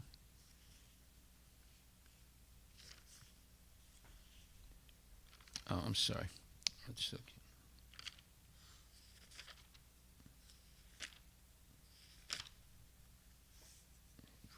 14.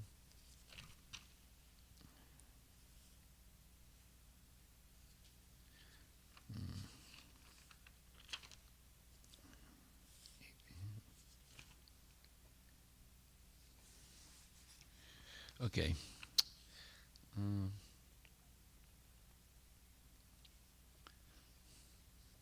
Okay, well, let's look at 822. Okay, 822 says, the Supreme Personality of Godhead, who is greater than all, is attainable by unalloyed devotion. Although he is present in his abode, he is all-pervading, and everything is situated within him. So what did you just read? You read, he's the father of every living entity, right? Yeah. And simply by his glance, material world is created. Okay. So it says, it is here clearly stated that the supreme destination from which there is no return is the abode of Krishna, the Supreme Person. The Brahma Samhita describes this supreme abode as Ananda Chinmaya Rasa, a place where everything is full of spiritual bliss. All the variegatedness manifest there is of the quality of spiritual bliss. Nothing there is material. That variegatedness is expanded as the spiritual expansion of the Supreme Godhead himself. For the manifestation there is totally of the spiritual energy, as explained in chapter 7. As far as this material world is concerned, although the Lord is always in his supreme abode, he is nonetheless all-pervading by his material energy. So by his spiritual and material energies, he is present everywhere, both in the material and in the spiritual universes. Yasyan takstani means everything is sustained within him, within either his spiritual or material energy. The Lord is all-pervading by these two energies. To enter Krishna's supreme abode, or the innumerable Vaikuntha planets, is possible only by bhakti, devotional service, as clearly indicated here by the word bhaktya. So yesterday, we had our food truck in Redmond, and in a low-income neighborhood, and we gave out these for Christmas. Of course, we're 1 week late because it snowed last week, but we gave out about 50 Target, what do you call those? Gift cards, right? $15 gift cards, and then also Krishna books for kids. And so one family came, they had 2 kids, so they had two gift cards and then 2 activity books all about Krishna or Rama. And the wife said, oh, she said, I want to volunteer in your truck. I said, okay, no problem. I gave her my phone number. She said, just give me a call, I'll put you in touch.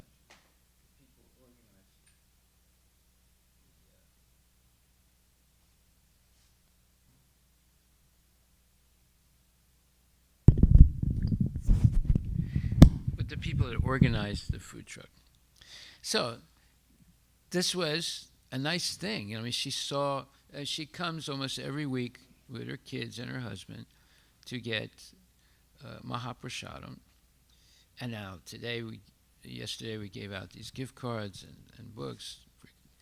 And she wanted to give back. So she said, you know, tell me how I can volunteer. I want to be in this food truck and I want to do what you guys are doing. So that's a natural thing.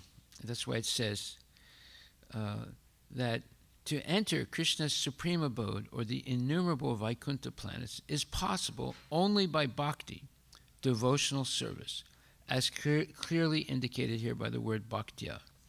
No other process can help one attain that supreme abode.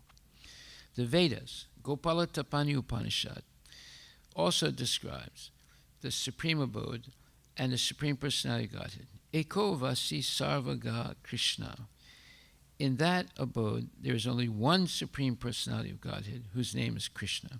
He is the Supreme Merciful Deity, and although situated there as one, he has expanded himself into millions and millions of plenary expansions.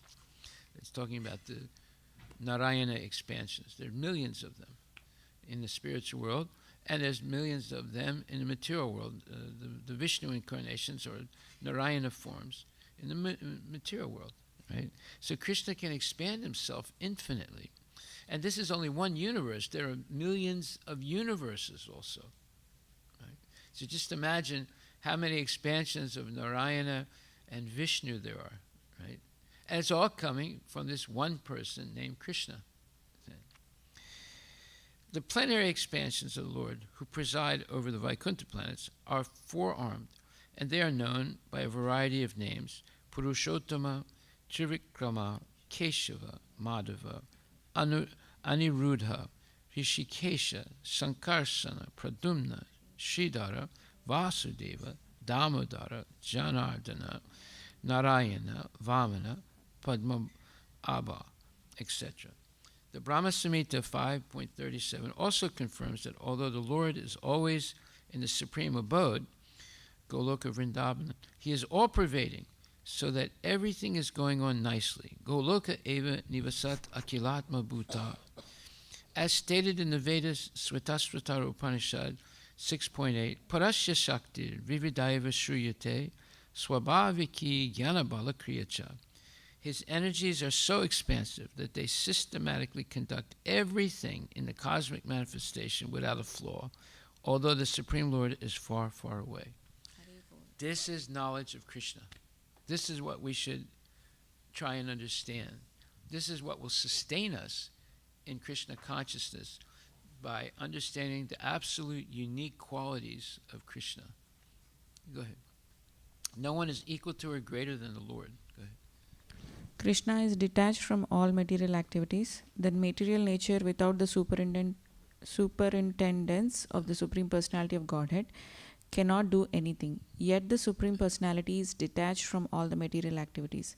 Everything happens automatically, but yet under his will, but under his will. He is all-knowing. Krishna enters and empowers the material world to act independently. He is aloof, and yet he is all-knowing. And yet things work independently. He is omniscient, he is omnipotent, and yet the things happen automatically. This is Achintya Bheda Abheda Shakti. If Krishna wasn't inconceivable, if he was finite, then he would not be God. All-pervading. Although his personal abode is Goloka Vrindavana and he is always staying there. By his different manifestations of energy and by his plenary expansion, he is present everywhere in all parts of the material and spiritual creation.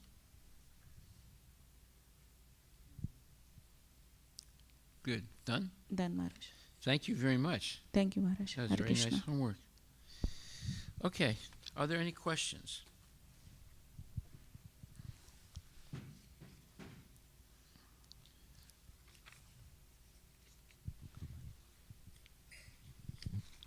Any questions? Yes.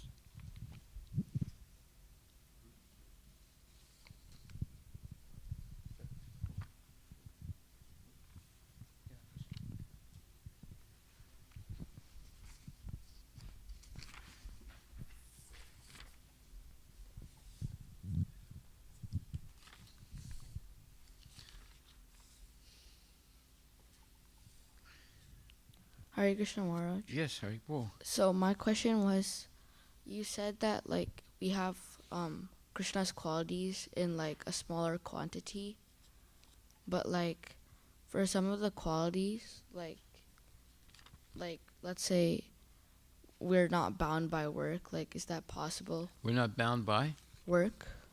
work.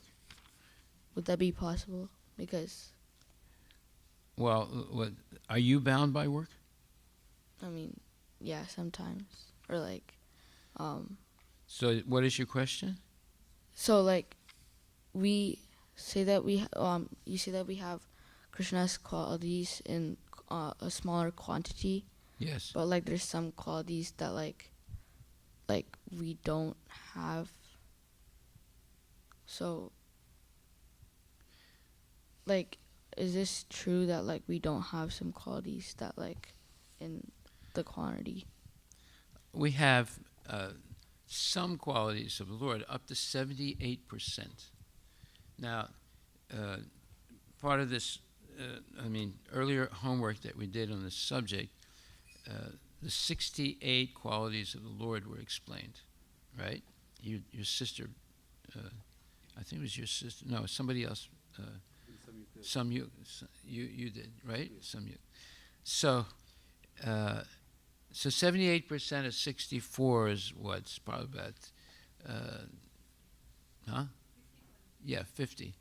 So you can have small quantities of up to 50 qualities that Krishna has. He's got 100. He's got 64. You can get up to 50.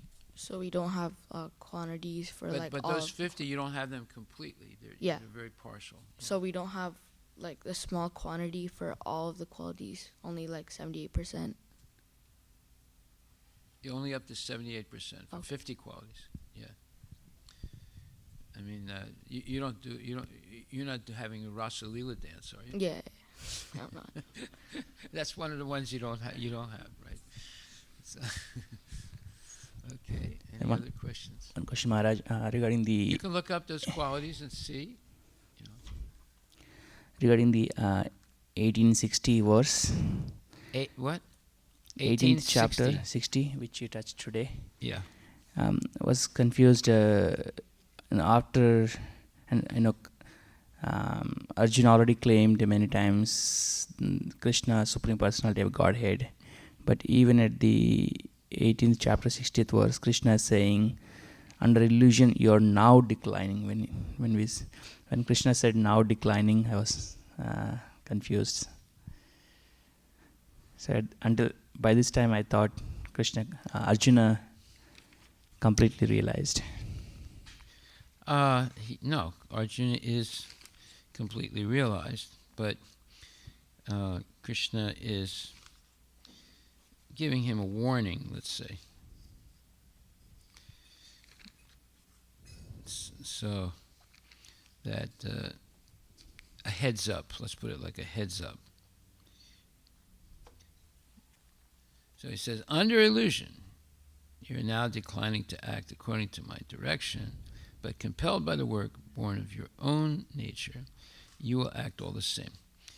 So here the purport, if one refuses to act under the direction of the Supreme Lord, then he is compelled to act by the modes in which he is situated.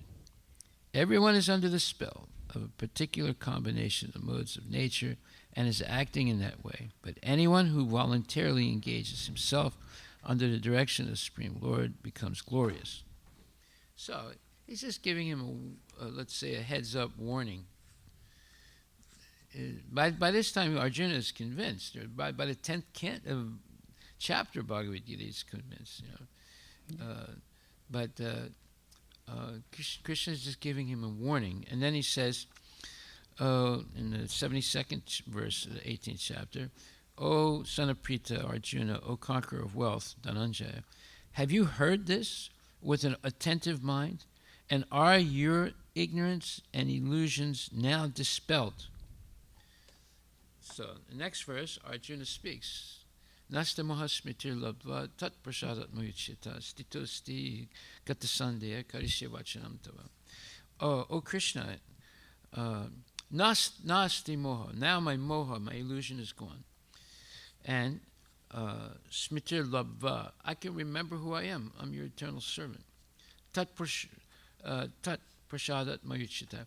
This is your best prasad for me. It's not that, Krishna gave him a gulab. Krishna gave him transcendental knowledge. He's saying, this is the best prasad that you have given me. You got rid of all my moha. And now, stitosmi gatasandeya, I'm situated in my right position as your eternal servant. I don't have any doubts. Karishe vachanam tava. Whatever you say, that's what I'm going to do. So, what he says in the 60th verse is just like a warning or a heads up. And then Arjuna very soon says, oh, no, I'm completely convinced. And whatever you say, that's what I'm going to do from now on. Okay? And also Arjuna doesn't, even though he was convinced, he never confirms till that point. He hasn't started doing activities of someone who's convinced. Yeah. It's Krishna is pressing him, a little bit, put a little pressure on him, Okay, what's your final conclusion? And Arjuna says, oh, nasta moha, now my moha is gone. Smitir labva, I know who I am now. And this is your best prasad. Right? And whatever you say, that's what I'm going to do. So Arjuna, it's not that he wasn't convinced, but Krishna wanted to push him to see if he's actually going to do devotional service. And Arjuna said, yeah, whatever you say, that's what I'm going to do. Okay? Thank you, Maharaj. Okay, we'll stop right there and continue tomorrow. Now, homework for tomorrow. Homework for tomorrow is look up the verse, Srimad Bhagavatam, 2nd canto, 6th chapter, 22nd verse. Srimad Bhagavatam, 2nd canto, 6th chapter, 22nd verse, and outline all the qualities, special qualities of Krishna that are enumerated there. 2, 6, 22.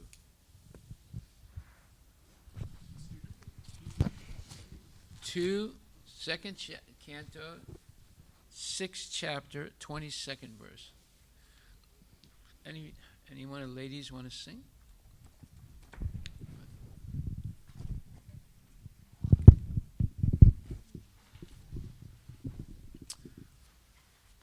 Okay, so what?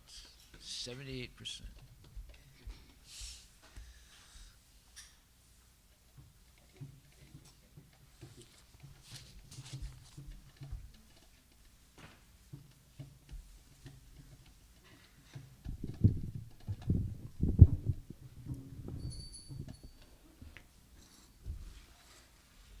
Shri Guru Charana Padma Kevala Bhakati Sadma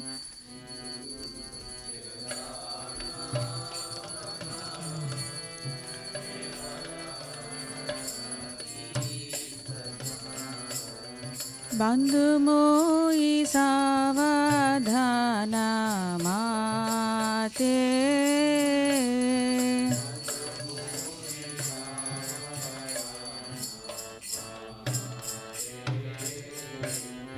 Zahra प्रसादे भाई ये भवा तोरिया जय।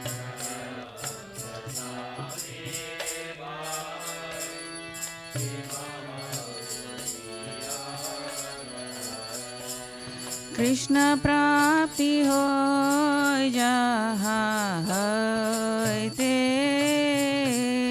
बंधु विषावदना से गुरुमुख पद्मावक्या चित्ते ते Korea क्या Mavakya Chitete Koriya आरणा कोरी हो माने आशा Nagoriya Mane Asha श्री गुरु चराणे रति ऐसे उत्तमागति Shri Guru Charane Rati Aise Uttamagati जे प्रसाद पूरे सर्वाशा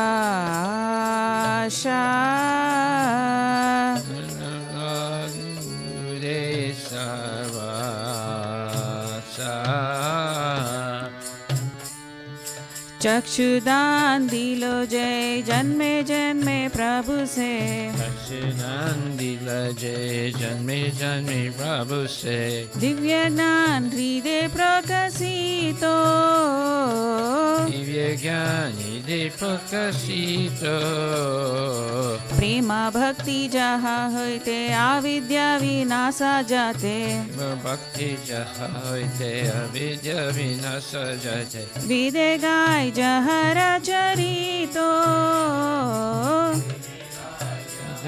Charito श्री गुरु करुणा सिंधु आदमा जनारा बंधु Guru Karuna Sindhu Adana Janara Bandha लोकेनाथ लोकेरा जीवाना Lokena Lokera Jivana आहा प्रभु कोरो दोया देहो मोरे पादचाया Prabhu Kura Doya Deya More Parachaya ए बेजाज गुषु त्रिभुवाना Sukhi Bhuvana प्रभुपाद पतित पवाना Anvakti Kapavana शिला प्रभुपाद पतित पवाना Prabhupada Patita Pavana नाम नाम ॐ विष्णुपदाय कृष्णप्रस्थाय भूतले श्रीमति भक्ति वेदांत स्वामी इति नामिने Namo Vishnupadaya Krishna Prasthaya Bhutale Srimati Bhakti Vedanta Swamin नमस्ते सरस्वती देवे गौरवाणी प्रचारिणे निर्विशेष शून्यवादी पाश्चात्यादिसतारिणे Namaste Saraswati Deve Gauravani Pracharine Nirvishesha Sunyavadi Vaskajade Satarine जय श्री कृष्ण चैतन्य प्रभु Nityanand Shri Advaita Gadadhar श्रीवासादि Shivasadi Gaur Bhakta Vrinda. Jaya Shri Krishna Chaitanya Prabhu Nityananda Shri Advaita Gadadhar Shivasadi Gaur Bhaktavinda. Jaya Sri Krishna Chaitanya Prabhu Nityananda Shri Advaita Gadadhar Shrivasadi Gaura Bhakta Vrinda. Jaya Shri Krishna Chaitanya Prabhu Nityananda Shri Advaita Gadadhar Shivasadi Gaura Bhakta Vrinda. Hare Krishna, Hare Krishna, Krishna Krishna, Hare Hare, Hare Rama, Hare Rama, Rama Rama, Hare Hare. Hare Krishna, Krishna Krishna, Hare Hare, Hare Rama, Hare Rama, Rama Rama, Hare Hare. Hare Krishna, Hare Krishna, Krishna Krishna, Hare Hare, Hare Rama, Hare Rama, Rama Rama, Hare Hare. Hare Krishna, Hare Krishna, Krishna Krishna, Hare Hare, Hare Rama, Hare Rama, Rama Rama, Hare Hare. Hare Krishna, Hare Krishna, Krishna Krishna, Hare Hare, Hare Rama, Hare Rama, Rama Rama, Hare Hare. Hare Krishna, Hare Krishna, Krishna Krishna, Hare Hare, Hare Rama, Hare Rama, Rama Rama, Hare Hare. Nitai Gaura Hari Bol, Hari Bol, Hari Bol, Nitai Gaura Hari Bol. Jai Gaura Hari Bol, Hari Bol, Hari Bol, Hari Bol. Jaya Jaya Prabhupada, Prabhupada, Prabhupada, Jaya Jaya Prabhupada. Jaya Prabhupada, Prabhupada, Prabhupada, Jaya Jaya Prabhupada. Jaya Jaya Gurudev, Gurudev, Gurudev, Jaya Jaya Gurudev. Gurudev, Gurudev, Jaya Jaya Gurudev. Srila Prabhupada ki jai. Jai Om Vishnupad Paramahansa Parvajagachasta Sri Sri Srimad His Divine Grace A.C. Bhaktivedanta Goswami Maharaj Srila Prabhupada ki jai. Ananta Koti Vaishnava Vrinda ki jai. Namacharya Srila Haridas Thakur ki jai. Prem Goho Shri Krishna Chaitanya Prabhu Nityananda Shri Dvaita Gadadhar Srivasadi Gaur Bhakta Vrinda ki jai. Shri Shri Radha Krishna Go Gopinath Samakunda Radha Kunta Giri Govardhan ki jai. Shri Vrindavan Dham ki jai. Mayapura Dham ki jai. Jagannath Puri Dham ki jai. Tulasi Devi ki jai, Bhakti Devi ki jai, Ganga Maya ki jai, Jamuna Maya ki jai, Samaveda Bhakta Vrinda ki jai, Nitai Gaura Premanandi. All glories to Samadhuras, all glories to Samadhuras, all glories to Samadhuras, all glories to Shri Guru and Shri Guranga, all glories to Srila Prabhupada, Patita Pavana ki jai.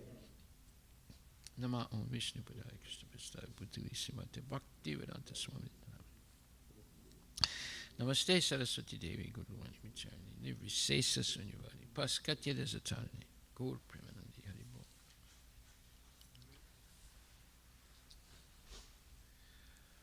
The lotus feet of our spiritual master are the only way by which we can attain the pure devotional service.